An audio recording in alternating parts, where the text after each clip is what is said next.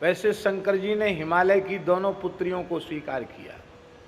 हिमालय नंदिनी है पार्वती गिरिजा, और हिमालय नंदिनी ही है भगवती गंगा।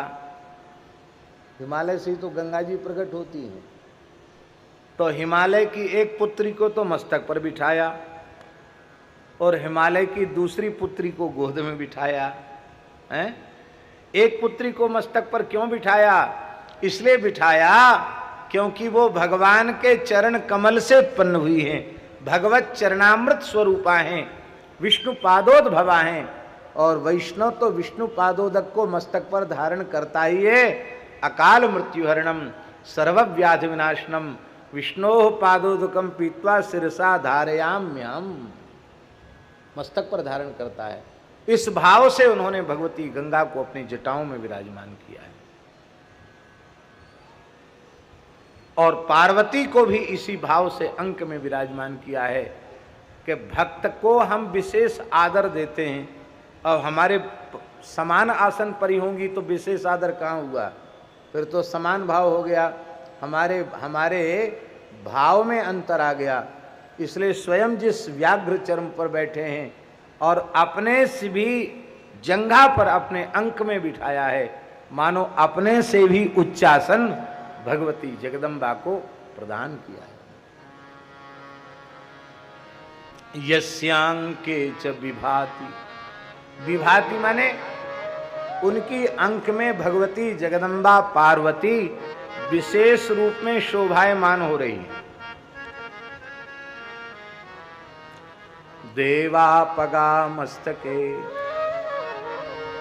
देव नदी गंगा जिनकी मस्तक में जटाओं में शोभायमान हो रही हैं, और जिनके भाल में ललाट में बाल विधु द्वितीया का चंद्रमा,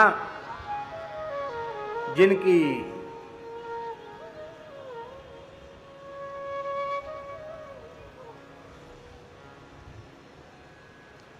जाह्नवी फेन लेखेव यन मूर्धनि शशिनः कला।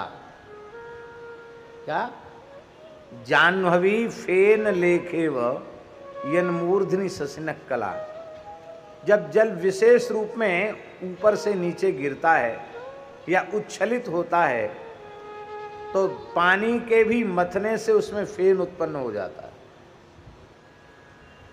तो ऐसे लगता है मानो गंगा जी जो उच्छलित हो रही हैं उनका श्वेत श्वेत फेन ही चंद्रमा की कला के रूप में भगवान शिव के जटाओं में सुशोभित हो रहा है। इसलिए किसी भी महीने के शुक्ल पक्ष की द्वितीया तिथि को चंद्र दर्शन किया जाता है। उस दिन चंद्र दर्शन करने से भगवान शिव के दर्शन का फल प्राप्त होता है। इसलिए पंचांग में लिखा रहता है चंद्र दर्शन, आज चंद्रमा का दर्शन। ये बात हमने पूज्य रमण रीति वाले महाराज जी में देखी कि वे जहां कहीं भी हों, द्वितीया को चंद्र दर्शन जो है आपने यात्रा के समय में परिवर्तन करना पड़े तो कर देंगे, लेकिन पूरा प्रयास उनका रहता है कि द्वितीया का चंद्र दर्शन जरूर। और जब तक चंद्रोदय रहेगा तब तक एकांत में चंद्रमा को दुग्ध से अर्घ देना, श्वेत चंदन श्वेत पुष्प से पूजन करना, अक्षत से पूजन करना, और उतनी देर तक मंत्र का जप करना मुक्ता माला पर, फिर साष्टांग प्रणाम करना। कहते बड़ा भारी महात्म्य है चंद्र दर्शन।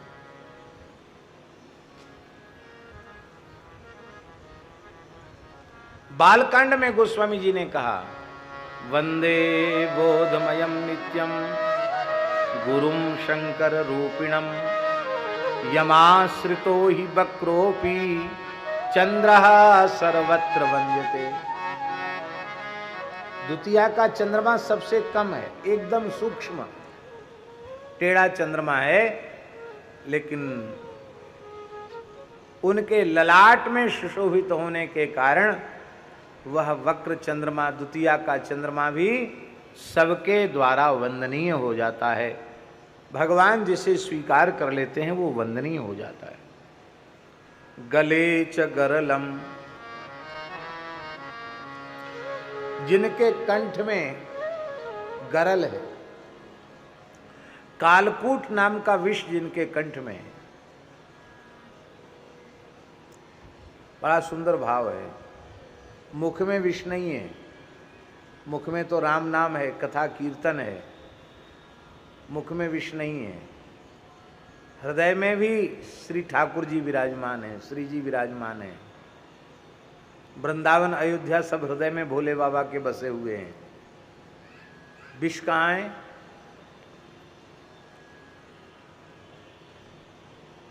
कंठ में, न मुख में है न हृदय में है। समझ में आई बात? नहीं आई? ये कामक क्रोधादि भयंकर विष हैं। इन विषों को अपने गले के नीचे मत उतरने दो, क्योंकि तुम्हारे हृदय में युगल सरकार विराजमान है। शंकर जी ने विष को क्यों नहीं उतरने दिया? कि मेरे हृदय में युगल सरकार विराजमान है, ये तीक्ष्ण विष उन्हें पीड़ा पहुंचाएगा। हम वैष्णव विचार करें कि ये कामक क्रोधादि के विकार विष हैं और ये विषय विष हमारे हृदय विहारी को पीड़ा पहुंचाएगा, तो इतने विचार मात्र से हमारा हृदय निर्विकार हो जाएगा।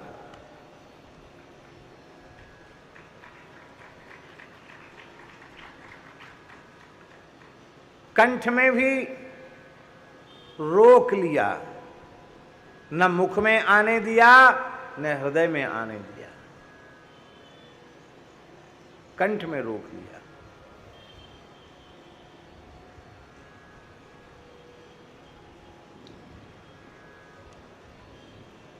और उससे शंकर जी का कुछ अनिष्ट हुआ? नहीं हुआ। यच्चकार गले नीलम तच्च साधोर विभूषणम।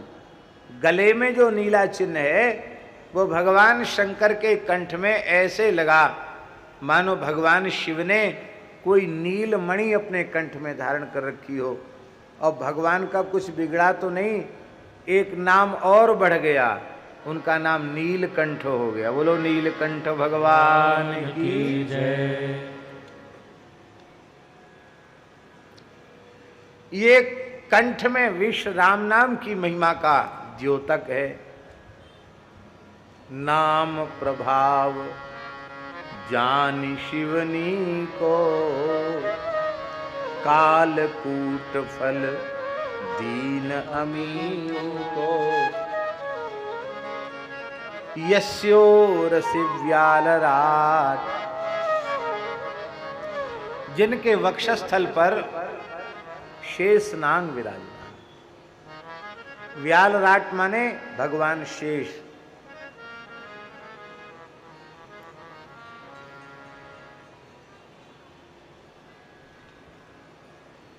ये शेष भगवान क्यों विराजमान है? देखो, वैष्णव का वैष्णव से बड़ा भारी प्रेम होता है, और समान साधन वाले वैष्णव मिल जाएं तो उनकी प्रीति का क्या कहना। जैसे भगवान शेष नामनिष्ठ हैं, ऐसे ही शंकर जी भी नामनिष्ठ हैं। शेष भगवान अपने 1000 मुखों से 2000 जिह्वाओं से निरंतर भगवान के नाम का कीर्तन करते रहते हैं, निरंतर। और 1000 नाम रोज नए लेते हैं, रोज नवीन, एक नया सहस्त्र नाम पढ़ते हैं रोज शेष जी। और उनका नाम ही है शेष। शेष माने सबके समाप्त होने के बाद भी जो शेष रह जाए, बच जाए, बाकी रह जाए, उसको शेष कहते हैं। सनातन काल से वे नाम ले रहे हैं और सनातन काल तक लेते रहेंगे, लेकिन भगवान के नामों का पार शेष ने भी पाया नहीं। इतना प्रेम जगता है शेष जी को नामोच्चारण में कि जैसे किसी लालची व्यक्ति को मिठाई दिखाई पड़ जाए, मिष्ठान्न दिखाई पड़ जाए तो उसके मुंह में पानी भर आता है, ऐसे ही नाम के माधुर्य से आपके मुंह में लार बनने लग जाती है। उस लार को वे समेटते नहीं अपनी जीव से। क्यों? जब तक लार समेटेंगे तब तक नाम का एक अक्षर चूक जाएंगे। ये बहुत बड़ी हानि होगी, ये बहुत बड़ा घाटा होगा। इसलिए वे क्या करते हैं, वो तो लार बहती है तो बहने दो, नाम के एक अक्षर का एक मात्रा का घाटा हो जाए ये हम सहन नहीं कर सकते। लार बहती तो बहने दो। भागवत के पंचम स्कंध में लिखा है, वो उनके अधर से गिरी हुई लार एक अमृत कुंड के रूप में परिवर्तित हो जाती है। उसको पी करके नारदादि सिद्ध नाम प्रेम में मतवाले हो जाते हैं।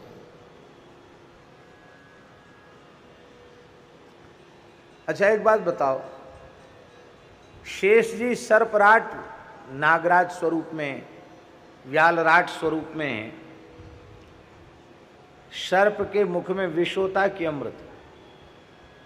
विष होता है। और लार गिरती है तो उससे अमृत कुंड कैसे बन गया? विष कुंड बनना चाहिए ना, अमृत कुंड कैसे हो गया? ये है नाम की महिमा। नामामृत के प्रभाव से वह लार भी विषयुक्त नहीं है, वह भी परम दिव्य अमृत बन गया। अरे अमृत क्या चीज है उसके सामने? अमृत से नाम प्रेम नहीं जगता, पर वह अधरामृत शेष जी का भगवत प्रेम को जागृत करने वाला।